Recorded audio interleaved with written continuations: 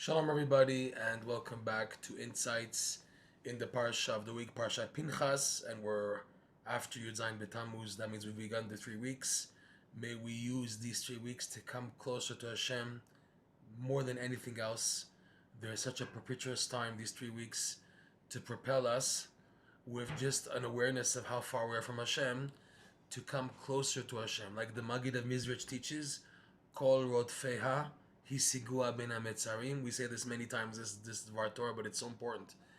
So the verse is from Echa, where we read on Tisha B'Av. All those who run after her, in other words, the Jewish people or the divine presence, the enemies, Hisigua, they reached her between the tightness of the walls, ben hame'at. So the Rashi brings down that this is between the tightness of the 17th of Tammuz until Tisha B'Av. Those are the two walls. But the Maggid says like this: Kol Rodef Yud-Kei, Rodfeha has Rodef Yud-Kei. All those who run after Yud-Kei, you're trying to perceive Hashem, you're trying to come close to Hashem, and that's represented in Hashem's two first letters of his Yud-Kei Vav-Kei name, Yud-Kei. Hisig Vav-Kei is able to reach Vav-Kei from Yud-Kei Vav-Kei ben hame'at. You want to reach Yud-Kei, okay, but you can't. It's too lofty. So you're able to perceive Vav-Kei, which is like the vessel of the first two letters, Yud-Kei, specifically in these 3 weeks. Okay, it's a special time, B'ezrat Hashem. With that said, let's get into the Parsha. Parshat Pinchas is so massive. It's an entire book in the Zohar. That's how much there is on this Parsha. It's unbelievable. So we have, towards the beginning of the Parsha, you have the census being done again after the plague, and so many Jews fell from the whole immorality due to Bilam, with the daughters of Midian, the daughters of Moab, okay? And the whole story there. So there were many Jews that fell in the plague, right? The plague hit, many Jews fell because of the immorality and idolatry that they fell into. But Hashem, having hope in Am Yisrael and starting again, commands Moshe to make another census to see how many are left and all the numbers of the tribes. So after the count of the families, it also goes then into who's going to inherit the land. Well, fine. So it lists the families. So Rashi points out that in total 65 families are mentioned here. 65. Rashi says this in Parshat Pinchas, chapter 26.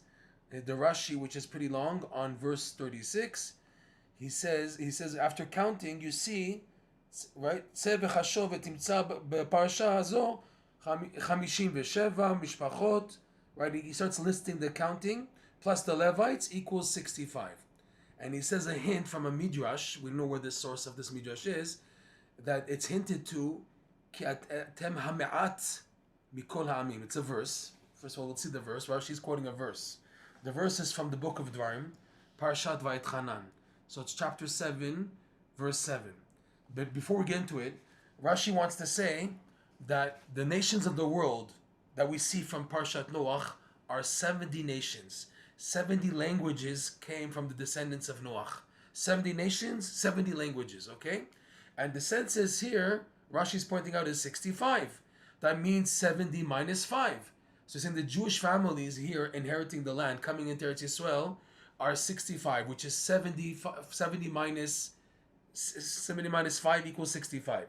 So it's hinted to, he says in another verse, from Parshat Vayetchanan in the book of Dvarim, verse 7, where the verse reads, that Hashem says, Lo merubechem mikol amim chashak Hashem bachem, vayivchar bachem. Not because you are the biggest nation amongst the nations, from all the nations, did Hashem want you and chose you, because it's just opposite. You're the smallest. Ki atem hame'at mikol amim, because in fact it's not true. You are the smallest of the nations, okay? So Rashi says one thing in this week's Parsha, and he says another thing in that Parshat Vayetchanan, and they're both connected. What he says in this week's Parsha is you are the word hame'at, because atem hame'at, because you are the smallest of the nations. This word hame'at Rashi says in this week's parsha, can be broken into two parts. Hame'at. Hey, which is the number 5. The letter Hey signifies the number 5. You are 5 me'at less mikol ha'amim. You're 5 less than all the nations. The nations are 70.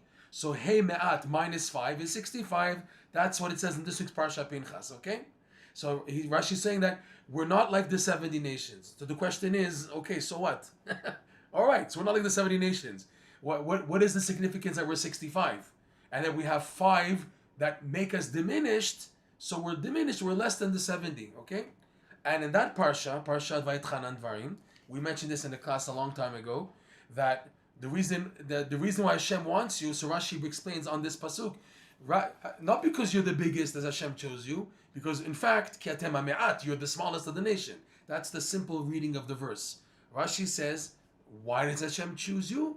Because ki atem hame'at, you guys, you Jewish people, diminish yourselves when I bestow upon you bounty and blessing.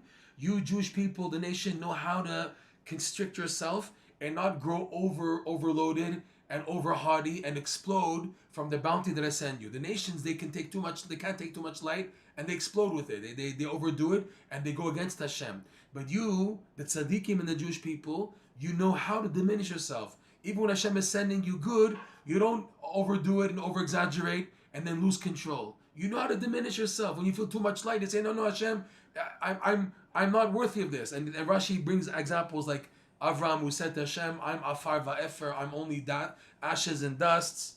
And Moshe Rabbeinu said, V'nachnu ma, min Aaron, what are we, right? And King David said, I'm like a worm, tolat, from the verse in Psalms. Okay, that's what Rashi says in Parshat Vayetchanan. So, but we have to see what's going on here. What's going on here? 70 nations. What's so what 70 nations? What's the significance? 70, as we know, is gematria, has the numerical value of the word for sod. Sod, secrets. Samech is 60, Vav is 6, Dalet is 4, 70. The secrets of the Torah is number 70. In other words, there's 70 facets of the Torah, and those facets are the introduction to enter the secrets of the Torah. It's like a prerequisite. So the nations of the world, they want to use worldly matters to tap into secrets of the Torah. They think, because of their greatness, this is the idea of the nations basically, or the scholars of the nations who deny Torah, deny Judaism, deny Hashem, deny the mitzvot, they feel they can tap into the deeper meaning of life through culture, society, science, all the things that the world has to offer. That's how to tap into the depths of the world, of life, of the creation. That's the whole idea of why movies keep on coming out and new books and new ideas, is that the authors and the people of the secular society of the world, the 70 nations, they want to probe more into the world, thinking by digging deeper they get to the secrets. But the truth is, the secrets are not found there. The secrets are found in the Torah. But they're number 70, meaning that as a whole, the 70 nations are using their power as being 70 nations to probe into the depths, the secrets of creation, but it doesn't work. That's not the way. So the Jewish people, who yes have access to the 70, the sod, through the Torah, but the secret, how the Jewish people are able to connect to the Torah, is that they diminish themselves. That's what Rashi said in Parshat Vayetchanan, that you guys diminish yourself. And your diminishing yourself is the secret how you tap in. Like this is what Rebbe Nachman says and stresses so much in the Likutey Moharan Lesson 24. And Rebbe Nachman goes over the idea again and again and again in his beautiful discourse, Hoda'ah Halachavav in Likutey Halachot, the laws of giving thanks, discourse number 6. And also in his other discourse, Nefilat Apayim, the laws of falling on one's face, discourse number 4. That the secret for receiving the infinite light, which is the secrets of the creation, is specifically by being bounced back, by knowing how to accept the setbacks in life and being happy with them, accepting the diminishment, the me'at, that Rashi pointed out on that verse in Dvarim, in Vayetchanan, chapter 7, verse 7. You know how to make me'at, how to diminish yourself, and that's the key for receiving, okay? So this is the point that the Jewish people are 70 minus 5 equals 65. What is 65? 65 is the gematria of the numerical value of the name we pronounce when reading Yud-Kei Vav-Kei, what do we say? I can't even say it now because it's not in a blessing. We say Aleph, Dalet, Nun, Yud, right? Adoshem, Adonay. We say that when we read Yud-Kei Vav-Kei. We don't say, we're not allowed to read Yud-Kei Vav-Kei. Instead, we say Aleph, Dalet, Nun, Yud. Aleph is 1, Dalet is 4, that's 5, Nun is 50, that's 55, plus Yud, 10, 65. What's the idea? That it's a cover-up.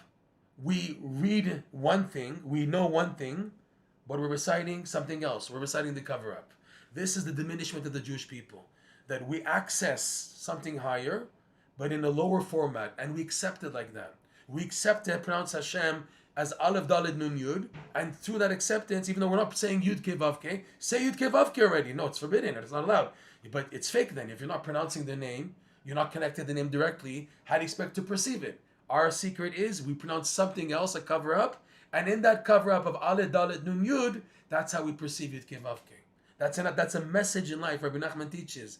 By you knowing how to accept the setbacks of life as part of the picture, and not just part of the picture, but as the key, the cream of the crop. That's how you are going to advance more than anything else in life, is knowing how to take with simcha and emunah the setbacks and the decreases and the diminishments of life, knowing that this is the key to advance. So we perceive the 70 facets of the Torah and what's beyond, the secrets of the Torah, because we're 65.